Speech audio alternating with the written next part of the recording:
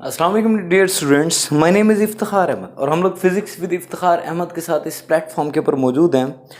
Last lecture के अंदर हमने चैप्टर नंबर 12 की एक्सरसाइज का आगाज़ किया और हमने पहले 4 शॉर्ट क्वेश्चंस को डिटेल में समझने की कोशिश की। लेकिन हमारे पास जो नेक्स्ट क्वेश्चन है वो हम पहले पढ़ चुके हैं। वो मैंने आपको पहले टॉपिक के अंदर बता चुका हूँ, लेकिन हम लोग इसको एक दफ़ा दोबारा देख लेते हैं। क्वेश्चन ये है, electric lines of force never cross. Exercise का शॉर्ट क्वेश्चन नंबर 5 है कि इलेक्ट्रिक लाइंस ऑफ फोर्स कभी भी क्रॉस नहीं करती, इलेक्ट्रिकल फील्ड लाइंस कभी भी एक दूसरे को इंटरसेक्ट या क्रॉस नहीं करती। क्यों? अगर कर दें तो क्या होगा? फर्ज किया मेरे पास ये दो चार्जेस हैं, एक पॉजिटिव है और एक नेगेटिव है, और ये इलेक्ट्रिक फील्ड लाइन से आ रही है। एक इलेक्ट्रिक फील्ड लाइन ये जा रही है, दूसरी इलेक्ट्रिक फील्ड लाइन ये जा रही है, और इन्होंने यहाँ पर एक दूसरे को क्रॉस कर लिया। तो सर प्रॉब्लम क्या है क्रॉस करने के तरफ? हमने बड़ी डिटेल में पढ़ा था कि इलेक्ट्रिक फील्ड लाइंस के ऊपर किसी भी पॉइंट के ऊपर इलेक्ट्रिक फील्ड की डायरेक्शन अलोंग द टेंजेंट होती है। एक पॉइंट पर अगर आप देखना चाहते हो इलेक्ट्रिक फील्ड की डायरेक्शन अलोंग द टेंजेंट होती है। सर मतलब ये लाइन है, अगर मैं यहाँ पर डायरेक्शन देखना चाहता हूँ तो मैं यहाँ पर टेंजेंट ड्रॉ कर दूंगा, यहाँ पर देखना चाहता हूँ तो यहाँ पर टेंजेंट ड्रॉ कर दूंगा। तो सर लाइनें क्रॉस कर दें तो क्या प्रॉब्लम है? तो प्रॉब्लम ये है कि एक पॉइंट के ऊपर एक से ज्यादा टेंजेंट्स आएंगे, दो टेंजेंट्स आएंगे। एक इस लाइन का टेंजेंट होगा जो कि इस तरफ को होगा, एक इस लाइन का टेंजेंट होगा जो कि इस तरफ को होगा। तो सर अगर दो टेंजेंट्स आ गए तो प्रॉब्लम क्या? प्रॉब्लम ये है कि एक वेक्टर एक पॉइंट पर एक से ज्यादा डायरेक्शंस नहीं रख सकता, ये फिजिकली रॉन्ग है। तो इसका मतलब सर ये लाइनें इंटरसेक्ट नहीं करेंगे, लाइंस कभी भी इंटरसेक्ट नहीं करती। सर अगर लाइंस इंटरसेक्ट कर जाए तो क्या होगा? लाइंस इंटरसेक्ट कर गई तो एक पॉइंट पर ई की एक से ज्यादा डायरेक्शंस आ रही होंगी जो कि फिजिकली रॉन्ग है। एट अ सिंगल पॉइंट ई की एक डायरेक्शन होती है, लेकिन अगर लाइन क्रॉस कर गई तो एक पॉइंट पर एक से ज्यादा डायरेक्शन आ रही होंगी जो कि वेक्टर के लिए नामुमकिन बात है। नेक्स्ट क्वेश्चन क्या है? नेक्स्ट क्वेश्चन हमारे पास है question number 6। If a point charge Q of mass m is released in a non-uniform electrical field with field lines pointing in the same direction, will it make a rectilinear motion? Sir what is rectilinear motion? Rectilinear motion बोलते हैं linear motion को, straight line motion को ही क्या बोला जाता है? Rectilinear motion कहा जाता है। सर क्वेश्चन जरा बता दीजिएगा ये क्या है।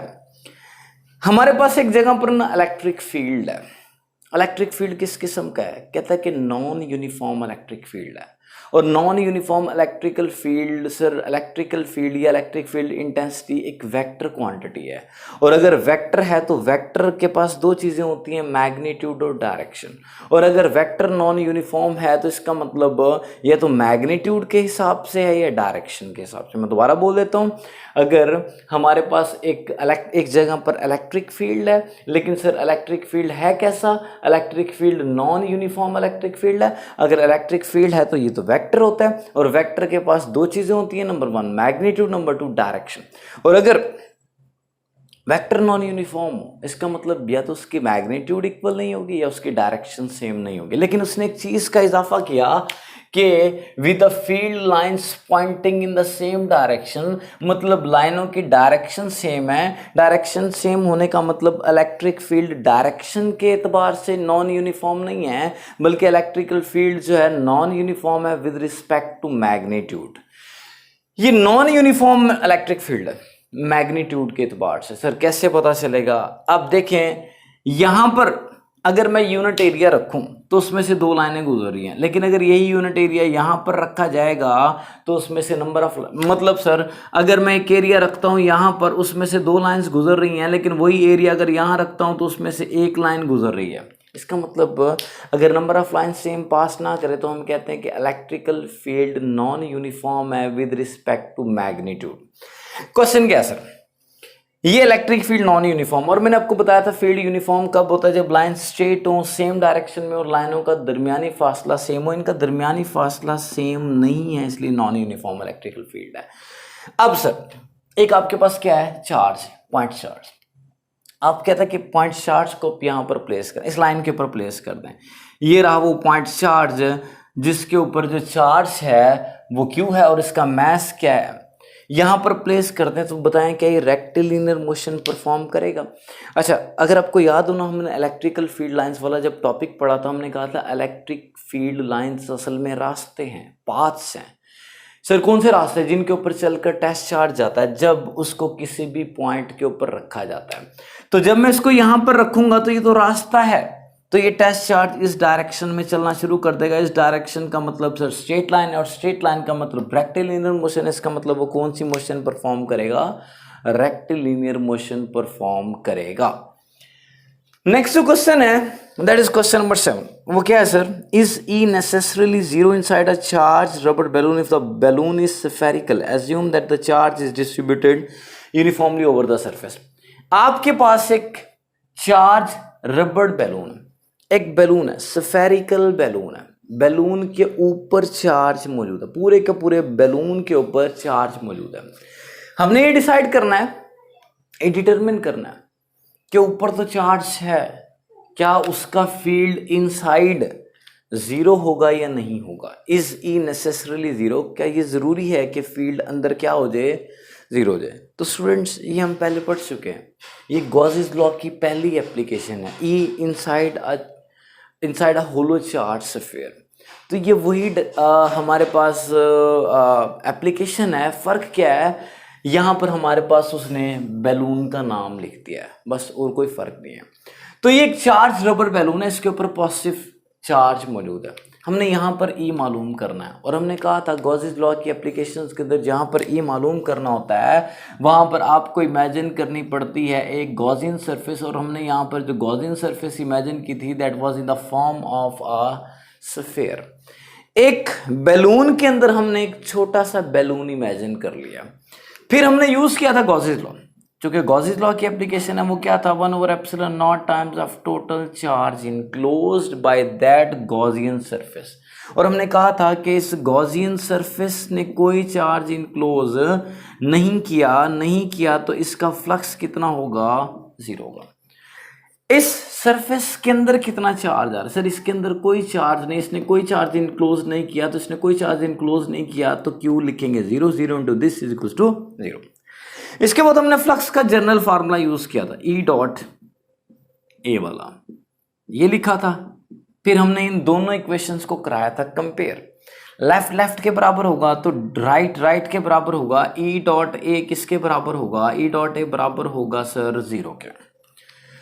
डॉट प्रोडक्ट आ गया था जीरो, और हमने कहा था डॉट प्रोडक्ट जीरो आने के 3 वजूहात हो सकती है। या तो ये नल वेक्टर है, नल वेक्टर मतलब इसका मैग्नीट्यूड जीरो होगा, या ये क्या है, नल वेक्टर है, इसका मैग्नीट्यूड भी क्या होगा, जीरो होगा। तीसरा केस क्या हो सकता है सर, इन दोनों में एंगल 90 हो। डॉट प्रोडक्ट में कॉस थीटा आता है, आप सबको इल्म है। और डॉट प्रोडक्ट जीरो आ सकता है, लेकिन सर 3 कंडीशंस में। या तो ये नल वेक्टर हो, नल वेक्टर मतलब सर इसका मैग्नीट्यूड जीरो होगा, और जब मैं इसके मैग्नीट्यूड को जीरो लिखूंगा जब मल्टीप्लाई होगा जीरो हो जाएगा। या ये नल वेक्टर हो तो इसका मैग्नीट्यूड भी जीरो होगा, जिसे मल्टीप्लाई करेंगे भी जीरो हो जाएगा। या फिर इन दोनों में एंगल 90 हो, कॉस 90 क्या हो जाएगा, जीरो। लेकिन वहां पर हमने कहा था कि ये जीरो नहीं हो सकता। ये जीरो क्यों नहीं हो सकता सर, ये जीरो इसलिए नहीं हो सकता क्योंकि इसका कुछ ना कुछ रेडियस है, और स्फीयर का अगर रेडियस हो तो उसका कुछ ना कुछ एरिया होता है, और उसके एरिया का फॉर्मूला होता है 4πr का स्क्वायर। तो चूंकि इसका रेडियस है तो इसका एरिया जरूर होगा, एरिया जीरो नहीं होगा। दूसरी बात, एंगल भी 90 नहीं हो सकता। एंगल 90 सर क्यों नहीं हो सकता, एंगल 90 पुत्र इसलिए नहीं हो सकता क्योंकि जब ये स्फीयर, ये जो आपके पास बैलून है ये स्फीयर है और कर्व्ड सरफेस है। चूंकि कर्व्ड सरफेस है तो जब हम इसका फ्लक्स मालूम करते हैं तो हम इसके छोटे छोटे पैचेस बनाते हैं। और अगर आपको याद हो, जब पैचेस बनाते हैं तो हर पैच के ऊपर ई और वेक्टर ए के दरमियान एंगल 0 डिग्री बनता है, 90 नहीं बनता। सर अगर डॉट जीरो आ रहा है, ये शर्त भी पूरी नहीं हो रही, ये शर्त भी पूरी नहीं हो रही, तो डेफिनेट सी बात है ये शर्त पूरी होगी। इसका मतलब E inside a charge rubber balloon क्या होगा, जीरो होगा। ठीक है स्टूडेंट्स, अगला क्वेश्चन। नेक्स्ट क्वेश्चन ये है, is it true that Gauss's law states that the total number of lines of force crossing in outward direction is proportional to net charge enclose. मैं दोबारा पढ़ देता हूं। वो कह रहा है कि क्या गॉसेस लॉ की ये स्टेटमेंट है कि जो total number of lines of force किसी भी सरफेस से बाहर को निकलती हैं वो उसमें मौजूद पॉजिटिव चार्ज के डायरेक्टली प्रोपोर्शनल होती है। मतलब सर, मतलब ये है कि फर्ज करो ये आपके पास क्या है, एक सरफेस है और यहां पर चार्ज मौजूद है। अब इसमें से कितनी लाइंस निकलेंगी ये डिसाइड करेगा अंदर मौजूद चार्ज का मैग्नीट्यूड। अगर ये ज्यादा होगा नंबर ऑफ लाइंस ज्यादा होंगी, अगर ये कम होगा नंबर ऑफ लाइंस कम होगी।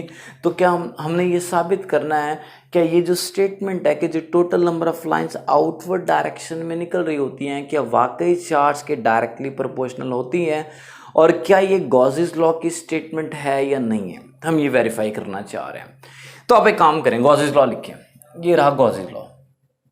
गॉसेस लॉ क्या था, 1/ε0 इंटू टोटल चार्ज इनक्लोज्ड। तो स्टूडेंट्स 1 क्या है, constant. Sir what is epsilon not, permittivity of free space, जो कि 8.85 इंटू 10⁻⁻12 होती है।